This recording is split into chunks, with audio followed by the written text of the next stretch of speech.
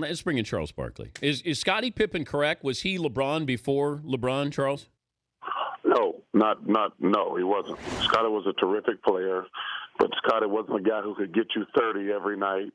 He was a terrific defender, and he wasn't going to get you 10 rebounds. LeBron can get you 30 a night. He's the best defender. Scottie was a great defender, but he wasn't going to get you. He wasn't going to get you a bunch of rebounds every night. So the answer to that question is no. What are you watching these days? Wimbledon right now. I watched the World Cup last night. I was proud of the United States women. So right now I'm just watching. I'm watching Bryce Harper, Mike Trout, Miguel Cabrera. Watching a lot of baseball right now. I like watching baseball, but right now the number one thing is probably Wimbledon. If I said you could lock up one of these athletes who were under age 25, Anthony Davis, Andrew Luck, Bryce Harper, Jordan Spieth, who would you lock up? Wow, that's a great question, Dan. I'm not used to great questions from you. Just kidding.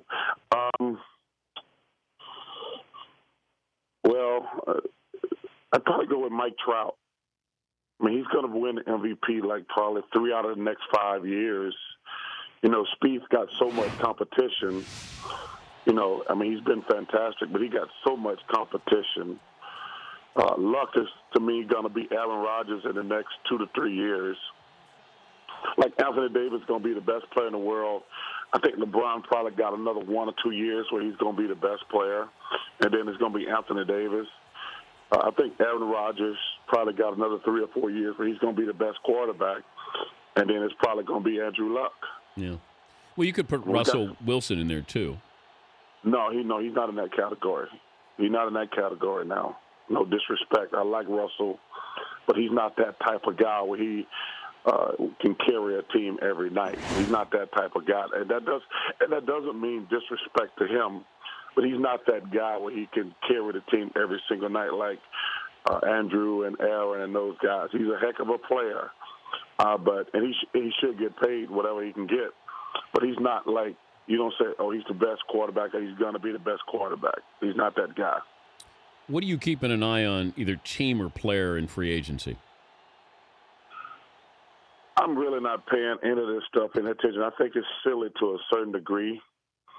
They meet with 6 or 7 teams. I think that's silly, and it's just an ego boost. I'm really just watching what the Knicks and the Lakers are doing. I mean, that's the only 2 teams you got to watch. But to have all these meetings and things like that, I think that's silly. But I'm really just watching what the Knicks and the Lakers do because, if they get one guy or some, they become relevant. And I don't mean championship relevant because neither one of them, no matter who they bring in, going to be championship relevant. But they'll be on the road back to being relevant. But I don't think either. But that's the only thing I'm really watching. But when these guys have all these meetings and things like that, I think that's silly. Because you're not, and like I say, first of all, I don't believe half the stuff. What they say, this guy's going to meet with these teams, or these guys, this is a leader. I don't believe any of that crap at all, to be honest with you. I think that's just guys on television trying to act like they know what's going on. My personal favorite is I talked to somebody in his camp, which, first of all, you didn't. You didn't talk to anybody in anybody's camp. That always makes me laugh. But the thing I'm just really watching is what the Knicks and the Lakers do to become relevant. Has the game changed? That here are the Lakers passing up Okafor to take D'Angelo Russell. In the last 15 years, that would never happen. You'd always take big men up there. Well, I don't think that's what happened. I think what the Lakers said was they were getting greedy, to be honest with you. They're like, well, we take a big guy, we're going to get a good player. But if we get and I think they've had some communications behind the scenes, to be honest with you, because teams always do that. I think what they did was, I think they're going to get a big guy in free agency. I think that's what really happened. And they said, well, we can get a big guy and a little guy. That's what I really think happened. There's no doubt in my mind the Lakers are going to get a big guy. I agree with you. I think that they knew there's no point guard out there in free agency who's going to change your fortunes. You get Russell if you really believe that he's a franchise point guard. Then you get one of these guys, even if it's Greg Monroe, you're getting a big guy, Aldridge. That's what I think. Yeah, that's what I think happened. I think they had talked to some people behind the scenes, and they says, we're going to get a big guy, and we're going to get and I like Russell. I think he's going to be a terrific player. That's all I think happened. I don't think everybody, it's like remember like 5 years ago, everybody was talking about what they were doing the Wildcat in the NFL. Yeah. And I think, right now, everybody wants to shoot threes. Well, if you got Klay Thompson and Steph Curry, you can shoot threes. But most of these teams don't have guys like that. So this notion that everything's got to become three-point shooting and small ball, I think it's a little exaggerated.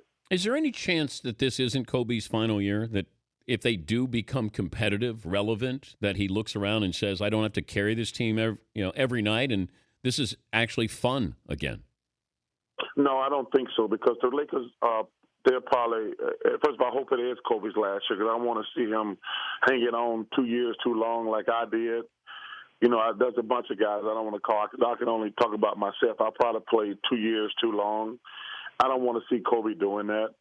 And the Lakers are not going to be relevant. No matter who they get in free agent, they're not. They might be a playoff contender, but they're not going to be relevant in the next 2 to 3 years. I mean, there's nobody they could bring in and be a contender next year. I mean, if they bring in Aldridge, Gasol, they bring in Greg Monroe, they won't be there's an outside chance they could make the playoffs next year. But they won't be no. So Kobe, I don't think he's going to play 3 more years before the Lakers will be, quote-unquote, a legit contender. But they might have an outside chance of making the playoffs, outside chance, depending on who they get in free agency. I hope this is his last year. Talking to Charles Barkley, NBA on TNT, joining us, Dan Patrick Show. Would you rather play with Carmelo or Kobe? Wow, that's a great question, Dan. You really on the roll today. Thank you, Charles. The problem with Kobe is I would like to play with Kobe if he's going to let, the natural progression. Like Tim Duncan is the best I've ever seen. Like he realized that, Tony Parker is the best player. Now Kawhi Leonard is the best player, and he didn't try to fight it. You can't fight it. There's a natural progression. I went through it a little bit with Dr. J and Moses Malone, who I call Dad. Moses Malone, probably the most influential person in my NBA career. I call him Dad. Those guys Charles is the best player now, and they didn't complain. I wonder if Kobe would accept that. Because if they bring in LaMarcus or Kevin or Greg Monroe, they're going to be a better player than him. And I wonder if he's going to let the natural progression happen. That would be my biggest concern with Kobe. He has to pass the torch. If you go back and look, remember when Magic came to L.A., Kareem had to pass the mantle. Like, it's Magic's team now. That's the way it works. There's a natural progression. How you feeling, by the way? I feel good, man. I got, I've been laying low. I haven't done anything since the finals because my mom was really sick and she passed away last week. So I haven't been doing any interviews. You're the first interview I've done in a month. Yeah, sorry to hear about that with your mom. Thank you, man. I really appreciate it. So now, I'm getting everything handled here. And I'm going to play golf for the next 3 weeks. And then I'm having hip replacement surgery, and I'm laying up for the rest of the summer. Oh, no. So I'm getting ready for Lake Tahoe. Remember Lake Tahoe when you were a coward and wouldn't play in Lake Tahoe anymore because you don't have the stones to play in front of crowds and things? Remember when you picked up your putt because you didn't realize you had to putt everything out? That was a long, long time ago. I'll never forget. I'll never forget that we're playing in Lake Tahoe when you picked up a sharp putt. I said, Dan, this is not the country club. You put everything out. It was hilarious, man. I'll never forget that. It was one of those where it was just sort of a 1 foot, 2 feet maybe, and I just picked it up as we moved to the next hole, and you go, Dan, we put them all out here. And I was like, Charles goes, I'm not going to tell anybody. And I went, oh, my God. This is the first hole that I did this. And I went, oh, my God. Yeah. I tell you what, when you're playing in front of 5,000 or 6,000 people, those little 1-footers are like 8-footers. I agree. First time I played with Bill Murray, he made me putt out a 2-footer, and I missed it. He said, see? It's different. It's different when you play in front of crowds. But I can't wait. I mean, I can't wait to get to Lake Tahoe. But the main thing, I'm in so much pain now. I've been putting it off for probably 5 years. I can't wait to get a new hip. Well, good luck with that. Great to have you back on, and we'll talk soon. Thank you, Charles. All right, man. Thanks for having me on. You guys, tell the nerds I said hello, and you take care of yourself. All right, that's Charles Barkley.